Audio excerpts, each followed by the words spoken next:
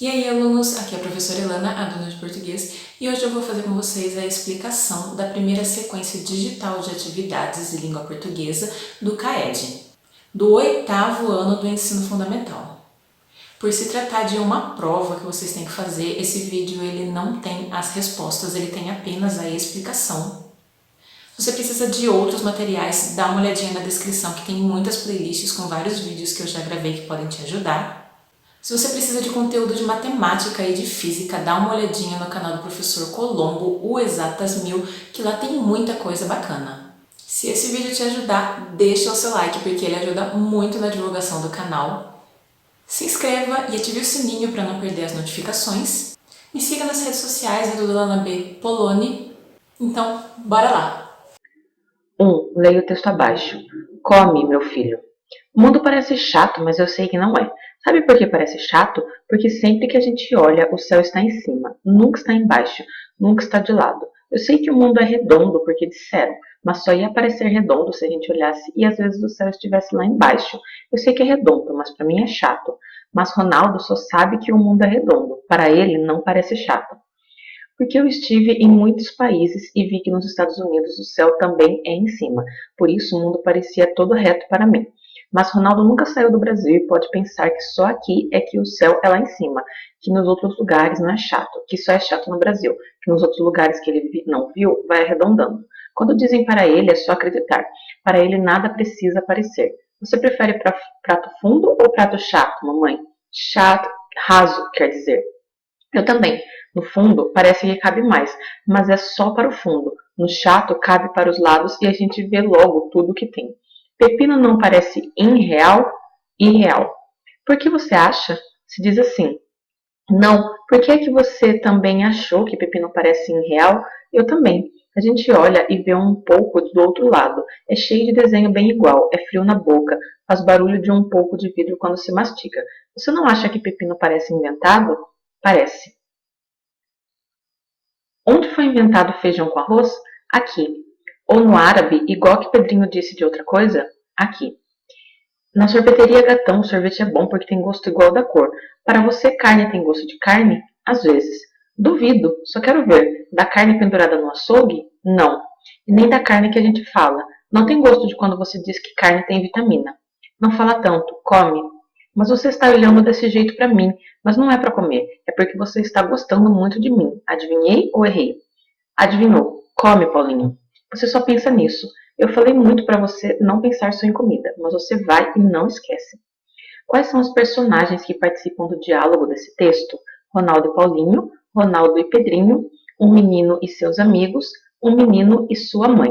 Então a gente percebe aqui que tem uma conversa entre duas pessoas, né? Uma delas fala muito o tempo todo e a outra tá meio ali assim, paciência, né?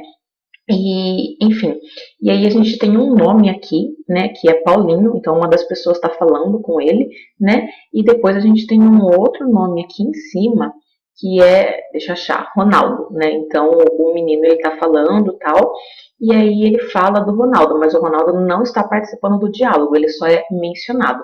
E o que a questão quer é quais são os dois personagens que estão participando do diálogo, quer dizer, quais são os dois personagens que estão conversando aí entre si. 2. Os fatos narrados nesse texto acontecem durante uma aula, consulta, refeição, viagem.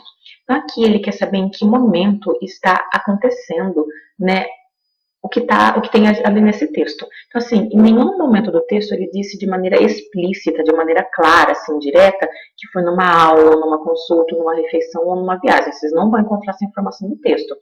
Mas é uma informação que vocês conseguem deduzir. Então, assim, a partir de tudo que o texto fala, de tudo que a gente vê que está escrito ali, a gente consegue deduzir em que momento, né, que está acontecendo aí essa cena, né? Então pensem aí que, né, tem uma pessoa mandando o Paulinho comer e tudo mais, né? Então vocês consideram tudo isso para deduzir, né, em que momento está acontecendo os fatos. 3. Qual é o assunto do texto? As aventuras de uma criança e de seus amigos, as diferentes cores e sabores que os alimentos têm, o encantamento de uma mãe com as perguntas do filho, o esforço de uma criança para não precisar comer. Então aqui ele quer saber qual é o assunto do texto, né? E aí a gente percebe que no texto tem essa conversa aí, né, entre os dois, e percebam que o menino fala sem parar, né? E a mãe, ela só responde de uma maneira bem curta, bem breve, tipo, para querer cortar o assunto. Tem um momento aqui em cima que, na realidade, ela nem responde, né? Fica esse sinal aí, né, de reticências, indicando que ela fica, tipo, ali parada, olhando, enfim, ela não fala nada, né? E ele continua a falar, e ele fala, né? E ela vai respondendo de uma maneira meio curta, meio breve, assim, meio impaciente, mandando ele comer, tipo, come, menino, tal, né? Enfim, então daí baseado nisso tudo que a gente vê, vocês precisam ver qual é o assunto aí do texto. 4. De acordo com o personagem desse texto, o sorvete da sorveteria Gatão é bom porque a gente olha e vê um pouco do outro lado, é frio na boca, faz barulho de um pouco de vidro, tem gosto igual ao da cor. Essa é uma questão de conhecimento explícito, de informação explícita. Informação explícita é uma informação que está escrita ali de maneira clara, escancarada, direta no texto. Então é só voltar no texto, na parte, na fala, em que o personagem vai falar da sorveteria Gatão, que a informação está lá escrita de maneira direta e vocês encontram a resposta. 5. Pela leitura desse texto, é possível concluir que o personagem estava falando muito porque era muito curioso sobre vários fatos, queria distrair a mãe e evitar comer, queria saber a opinião das outras pessoas, tinha dúvidas sobre o formato do mundo. Então, aqui nessa questão, ele quer saber o seguinte: o que dá para a gente concluir, né, no texto, ali depois da leitura do texto? Por que esse personagem falava tanto, né? Então, assim, observem o título do texto, observem o quanto a pessoa com quem o menino estava conversando estava impaciente, não estava muito afim de papo, estava cortando ele, sabe? Falando assim, respondendo de uma maneira sempre breve, né? Sempre curta, né? Observem que essa pessoa fala ali para ele, come, né? Come, Paulinho e tudo mais. E assim, considerem o tanto que ele fala no meio disso tudo. E aí pensem, qual a conclusão que dá para chegar? Por que esse menino falava tanto? Atividade 6. Infância. Meu pai montava a cavalo e ia para o campo. Minha mãe ficava sentada cozendo. Meu irmão pequeno dormia. Eu sozinho, menino entre mangueiras, lia a história de Robinson Crusoe, comprida história que não acaba mais. No meio-dia branco de luz, uma voz que aprendeu a ninar nos longes da senzala e nunca se esqueceu chamava para o café. Café preto que nem a preta velha, café gostoso, café bom. Minha mãe ficava sentada cozendo, olhando para mim. Psiu, não acorde, menino, para o berço onde pousou um mosquito, e dava um suspiro. Que fundo! Lá longe meu pai campeava no mato sem fim da fazenda, e eu não sabia que minha história era mais bonita que a de Robinson Crusoe. Qual é o personagem principal dessa história? Irmão pequeno, o narrador, o pai, Robinson Crusoe. Observe então aqui que nessa história ele menciona alguns personagens, né? E o que a questão quer saber não é quais os personagens que são mencionados, quer saber qual é o personagem principal, né? Qual é o personagem sobre o qual assim a história está sendo contada, sobre o qual a história foca. Então percebam, né, que ele fala aí sobre o pai, ele menciona o pai, depois ele menciona a mãe, depois ele menciona o irmão pequeno, aí ele menciona também aí a Preta Velha, ele menciona o Robinson Crusoe, enfim. Então são todos personagens que vão ser mencionados. Robinson Crusoe é o personagem de uma história bem famosa, tal, bem interessante, que ficou ali anos e anos numa ilha depois de um naufrágio, enfim. Então, percebam que ele vai mencionando essas pessoas, né? E aí o que vocês têm que descobrir aí não é quem são as pessoas que são mencionadas, mas sim quem é que é o personagem principal da história, sobre quem assim a história foca. 7. Qual é o tema desse texto?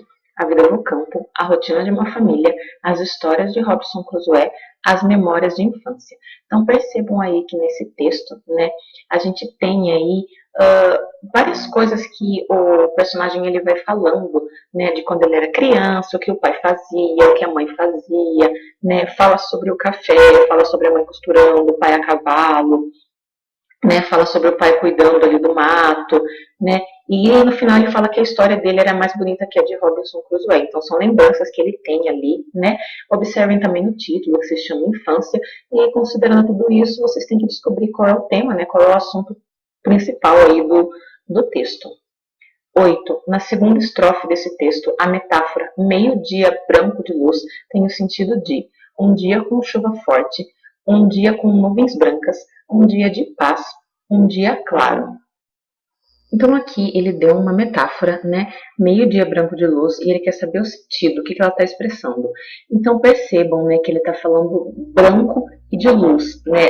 Dá aí intensidade aí, né, de como é que tá esse dia. Então se está dizendo que esse dia é branco, né, com luz e tudo mais, é um dia que está com chuva forte, um dia que está com chuva forte, é um dia com muita luz, né? É um dia ali branco. É um dia com nuvens brancas, um dia de paz ou um dia claro? Então vocês têm que ver aí qual é a ideia que esse branco de luz, né, está passando.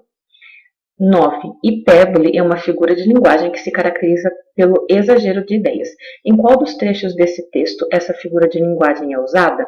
Comprida história que não acaba mais, e eu não sabia que minha história. Minha mãe ficava sentada cozendo para o berço onde pousou um mosquito. A hipérbole, então, gente, é quando eu tenho um exagero muito grande. Então, se eu disser, por exemplo, eu chorei um rio de lágrimas. Não tem como chorar um rio de lágrimas, né? A gente chora muito, mas não um rio. Então, é uma hipérbole, é um exagero muito grande. Se eu disser, a gente foi viajar, tal, e, nossa, era tão longe que não chegava nunca, nunca, nunca. Quer dizer, chegou um dia, né? Um dia chegaram no lugar, mas quando eu falo, não chegava nunca, nunca, nunca, de tão longe que era, tal, eu tô fazendo aí um exagero, uma hipérbole. Então, assim, ele quer que vocês encontrem em qual alternativa tem aí um exagero, assim, semelhante a esses que eu dei, assim, de exemplo para vocês.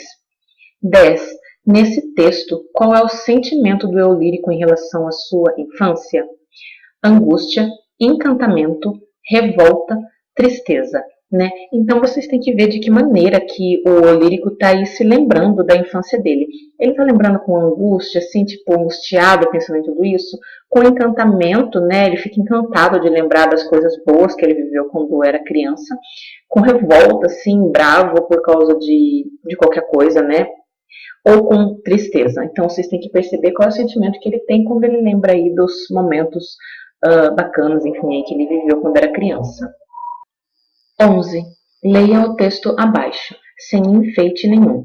A mãe era desse jeito, só ia em missa das 5, por causa de os gatos no escuro serem pardos. Cinema só uma vez, quando passou os milagres do Padre Antônio em Urucânia. Desde aí, falava sempre, excitada nos olhos, apressada no cacoete dela de enrolar um cacho de cabelo.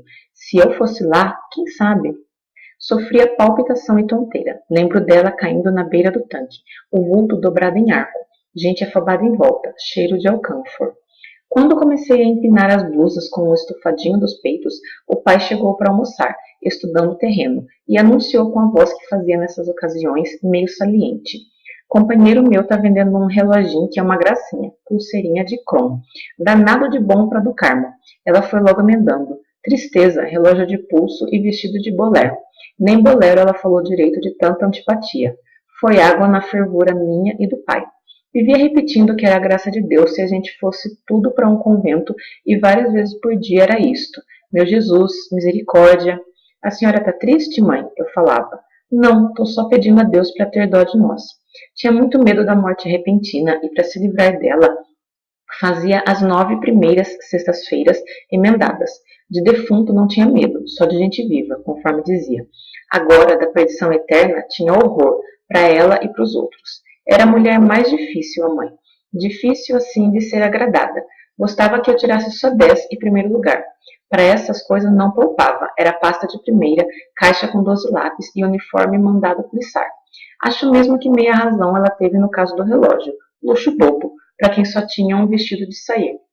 Rodeava a gente estudar e um dia falou abrupto, por causa do esforço de vencer a vergonha. Me dá seus lápis de cor. Foi falando e colorindo laranjado uma rosa geométrica. Você põe muita força no lápis. Se eu tivesse seu tempo, ninguém na escola me passava. Inteligência não é estudar. Por exemplo, falar você em vez de ser. É tão mais bonito, é só acostumar. Quando o coração da gente dispara e a gente fala cortado, era desse jeito que estava a voz da mãe. Achava estudo a coisa mais fina e inteligente, era mesmo. Demais até, pensava com a maior rapidez. Dia ruim foi quando o pai entestou de dar um par de sapato para ela. Foi 3 vezes na loja e ela botando defeito, achando o modelo jeca, a cor regalada. achando aquilo uma desgraça e que o pai tinha eram umas bobagens. Foi até ele enfisar e arrebentar com um trem, de tanta raiva e mágoa. Mas sapato é sapato. Pior foi com um crucifixo. O pai, voltando de cumprir promessa em Congonhas do Campo, trouxe de presente para ela um crucifixo torneadinho, o cordão de pendurar, com bambolim nas pontas, a maior gracinha. Ela desembrulhou e falou assim: bonito, mas eu preferia mais se fosse uma cruz simples, sem enfeite nenhum. Morreu sem fazer 35 anos, da morte mais agoniada, encomendando com a maior coragem a oração dos agonizantes. Reza aí para mim, gente. Fiquei hipnotizada, olhando a mãe. Já no caixão, tinha a cara severa de quem sente dor forte, igualzinho no dia que o João Antônio nasceu. Entrei no quarto querendo festejar e falei sem graça: a cara da senhora parece que tá com raiva, mãe. O Senhor te abençoe e te guarde. Volva a ti o seu rosto e se compadeça de ti. O Senhor te dê a paz. Esta é a bênção de São Francisco, que foi abrandando o rosto dela, descansando, descansando, até como ficou, quase entusiasmado. Era raiva, não, era marca de dor. Nesse texto, a história é narrada por alguém que conheceu os personagens em outro tempo, observou os acontecimentos, ouviu a história contada por outra pessoa, participou dos acontecimentos. Então aqui é uma questão em que ele quer saber sobre o narrador, né, do texto, sobre o foco narrativo. Então aqui a gente tem, né, um texto narrado em primeira pessoa, em que ali a gente tem, né, a pessoa contando histórias que viveu ali com a mãe, né, como que era ali a relação com ela, como que a mãe era, como que era a relação com o pai e tudo mais, né, da mãe com o pai, enfim. E aí, essa pessoa que está contando a história, né, que é um narrador em primeira pessoa e tudo mais, o que aconteceu? Ela só conheceu as personagens assim, tipo, e não viveu nada do que está aí. Ela observou as coisas, mas não viveu. Ela ouviu a história que outra pessoa contou, mas não viveu. Ou ela participou dos acontecimentos, ou ela viveu o que está sendo contado aí. 12. Qual é a relação entre o título do texto e o seu conteúdo? O título faz alusão à característica da mãe, uma mulher simples. O título faz alusão à morte da personagem principal no final do conto. O título faz referência à postura rígida da mãe em relação à narradora. O título faz referência à recusa da mulher em aceitar o presente do marido. Então aqui ele quer saber de que maneira dá para relacionar o título do texto. O título então é sem enfeite nenhum e o conteúdo, né? Então o título é sem enfeite nenhum e o conteúdo é falar aí como que era a mãe aí dessa narradora, né? Então fala que ela era uma mulher muito ligada à religião, que prezava muito pelos estudos ali da narradora, né? Que não gostava muito ali de se enfeitar realmente, que era uma pessoa ali simples, né, que estava ali focada na criação dos filhos, focada na religião, na fé dela e tudo mais, que tinha muito medo de morrer, né, enfim, então baseado nisso tudo, o que a gente pode perceber desse título? Ele está fazendo referência à característica da mãe, que era uma mulher simples, a morte dela no final, ao fato de que ela era rígida com relação à narradora, ou ao fato de que ela não queria ali aceitar, né, o presente do marido. Então, o que dá para a gente relacionar o título com o conteúdo com o que é falado no texto? 13. O trecho que evidencia a religiosidade e a simplicidade da personagem central desse conto é: ela desembrulhou e falou assim: bonito, mas eu preferia mais se fosse uma cruz simples, sem enfeite nenhum. Para essas coisas não poupava, era pasta de primeira, caixa com 12 lápis e uniforme mandado plissar. Quando o coração da gente dispara e a gente fala cortado, era desse jeito que estava a voz da mãe. Sofria palpitação e tonteira, lembro dela caindo na beira do tanque, o vulto dobrado em arco, gente afobada em volta, cheiro de alcânfor. Então ele quer a alternativa que mostra, ao mesmo tempo, que a mãe era uma mulher religiosa, ligada aí a elementos da religião, e ao mesmo tempo era uma mulher simples, né? Então tem que encontrar qual é o trecho que mostra essas duas coisas ao mesmo tempo. 14. Nesse texto, no trecho "Foi água na fervura minha e do pai", a expressão destacada é uma antítese que mostra a contradição entre a postura do pai e a postura da mãe da menina. É uma ironia, pois a narradora, na verdade, pretende dar outro sentido àquilo que disse realmente. É uma metáfora para expressar o desânimo da narradora e do pai diante da reação da mãe. É uma metonímia para expressar o sentimento da mãe da menina diante da ideia do pai de comprar o relógio. Então, assim, eu vou comentar um pouquinho sobre cada uma das figuras de linguagem e depois vou localizar esse trecho aqui no texto para poder explicar melhor essa questão para vocês, né, que é uma questão um pouquinho mais difícil. A antítese é quando eu tenho duas ideias opostas junto, por exemplo, morte e vida, calor e frio, né? Então, são ideias opostas que estão juntas, isso é uma antítese. Tem isso nesse trecho? Ironia é quando eu digo o contrário do que eu realmente quero expressar. Então, por exemplo, ele é bonito, ele é inteligente como uma porta, né? Então, assim, eu estou querendo dizer realmente que ele é inteligente ou eu estou querendo dizer que ele é burro, né? Então, isso é uma ironia. Metáfora é quando eu faço aí uma comparação de uma maneira implícita. Por exemplo, se eu disser Maria é como uma flor, eu estou dizendo que a Maria é como uma flor, eu estou fazendo uma comparação, e eu sei que é uma comparação quando tem ali a palavra como ligando Maria e ligando flor, né? É uma comparação direta, clara. Já a metáfora é como se fosse uma comparação, só que ela não vai ter essa palavrinha como para ligar. Então a gente diz que é uma comparação implícita, né? É uma comparação que está ali meio que escondidinha, digamos, que não tem esse conectivo. Então se eu digo, vamos supor, Maria é uma flor, aí eu estou fazendo uma metáfora, que a Maria não é uma flor de verdade. Eu quero dizer que ela é, tipo, bonita, cheirosa, enfim, como se fosse uma flor, mas não é uma flor de verdade. Eu estou fazendo essa comparação aí implícita entre a Maria e a flor. E na metonímia é quando eu uso, por exemplo, uma parte de uma coisa para expressar uma coisa toda, o significado de uma coisa para expressar a coisa toda. Por exemplo, eu gosto de ler Machado de Assis. Eu não tenho como ler a pessoa do Machado de Assis, eu tenho como ler a obra. Então, no caso, eu estou tomando a pessoa, né, pela obra. E aí tem vários outros exemplos que eu poderia dar de metonímia, né? Metonímia é uma figura assim, bem ampla, né, bem diversificada, digamos. Agora que eu expliquei um pouco de cada uma delas, vamos localizar esse trecho no texto, e fica um pouco mais claro para assim entender. Então, tá aqui localizado no texto, né, esse trecho, que ele fala, né, que o pai, ele chega, né, e ele fala que ele viu para vender um relógio que era muito bonitinho e tudo mais, e que o relógio ia ficar bom na mãe, né, do Carmo, no caso aí, a mãe. E aí ela fala, não, tipo, relógio de pulso vestido de bolé, né, tipo, no sentido de, pra que relógio, não quero, tal.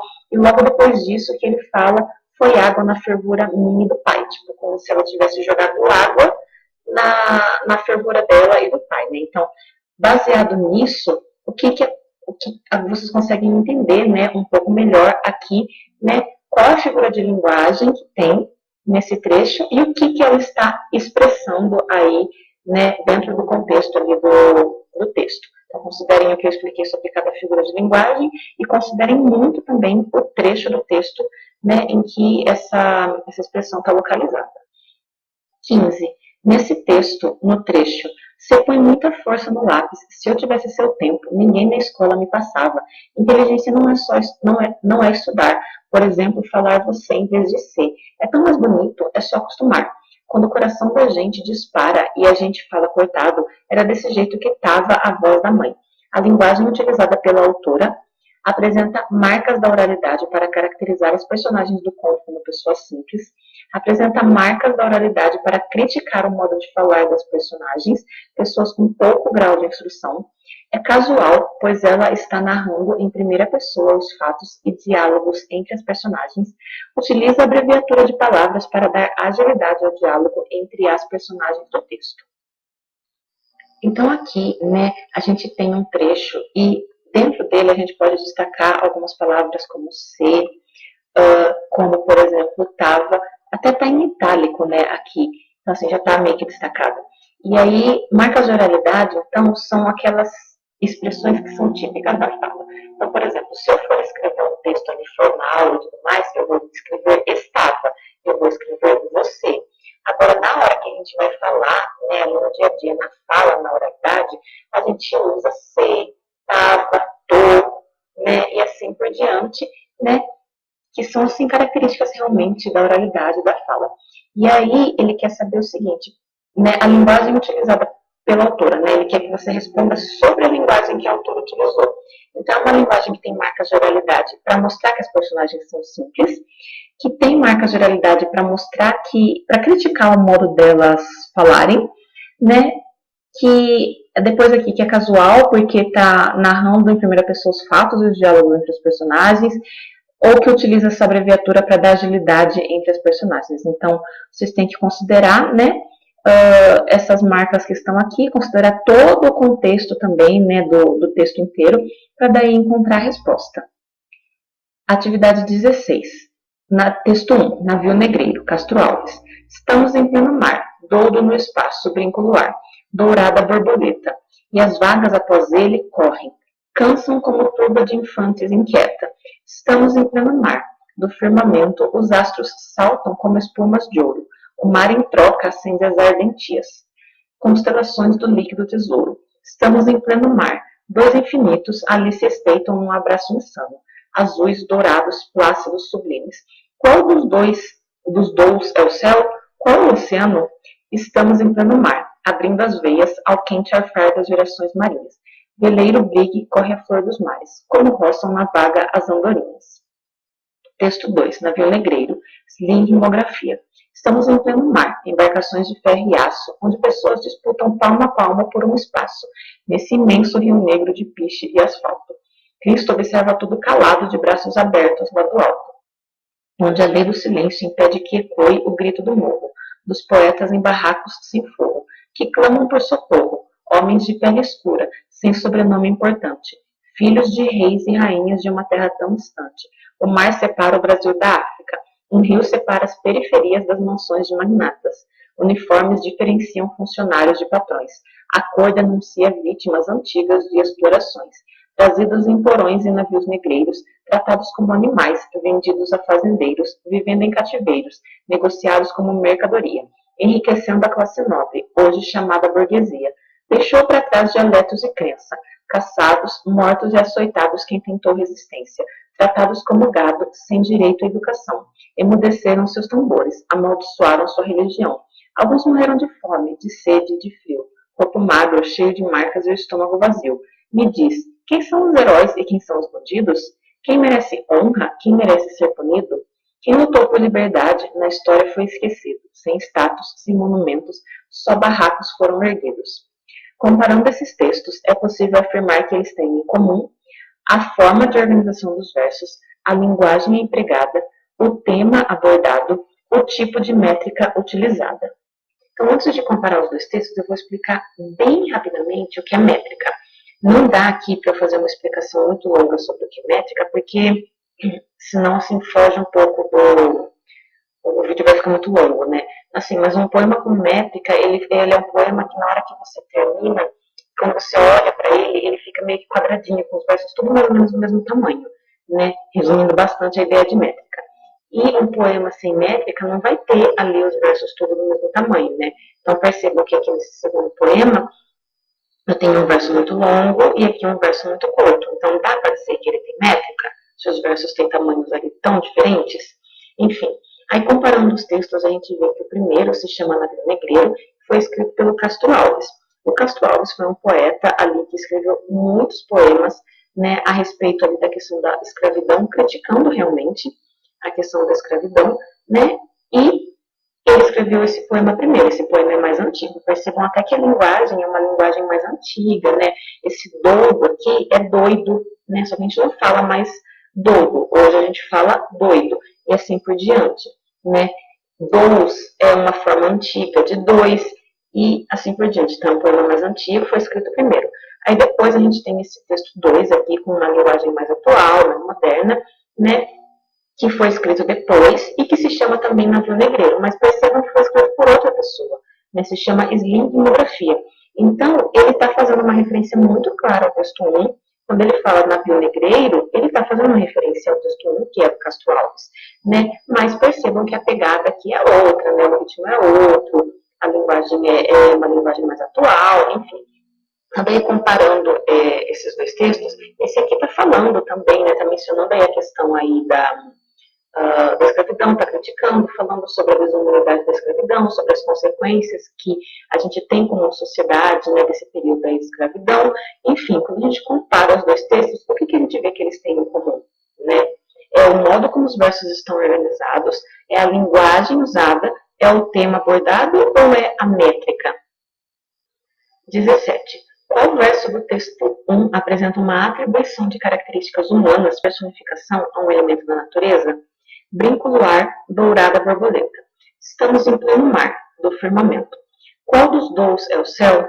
Qual o oceano? Estamos em pleno mar, abrindo as velas. Então, só explicando aqui o que significa firmamento. Firmamento é uma outra palavra para céu, tá? Firmamento quer dizer céu. Então, ele quer saber com qual das alternativas eu tenho uma personificação. O que é uma personificação? É dar características humanas para um ser que não é humano. Então, se eu digo, vamos supor que a lua,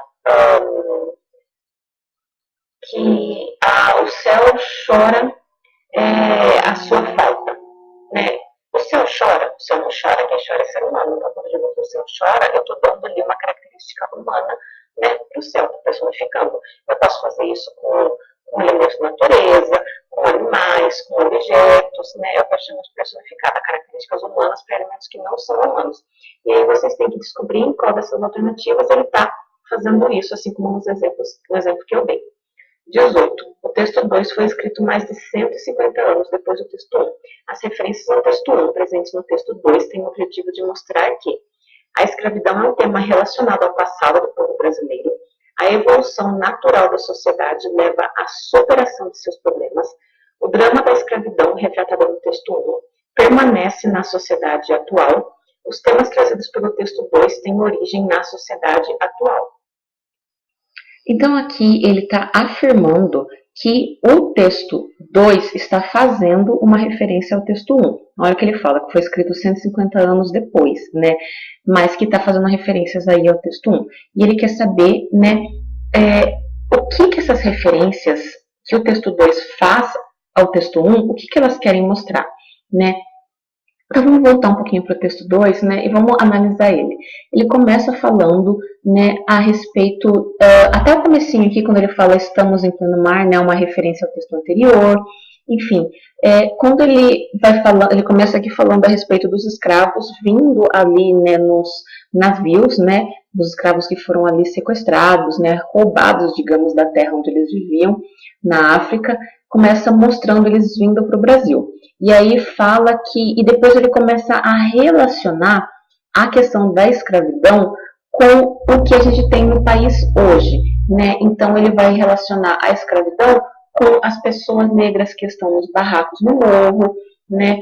Ele vai começar a relacionar a escravidão com as periferias, quer dizer, todas aquelas pessoas que foram escravas um dia, né, hoje estão vivendo ali no morro, estão morando na periferia, estão trabalhando aí em trabalhos, digamos, mais baixos na hierarquia social, né? Então continuam sendo explorados. Então, assim, os mesmos escravos que vieram ali nos navios, que foram vendidos e tudo mais, que enriqueceram os nobres, né? Que hoje é o que eles chamam de burguesia. Hoje eles estão ali, né? Vivendo na sociedade atual, né, nos barracos, nas periferias e tudo mais, né?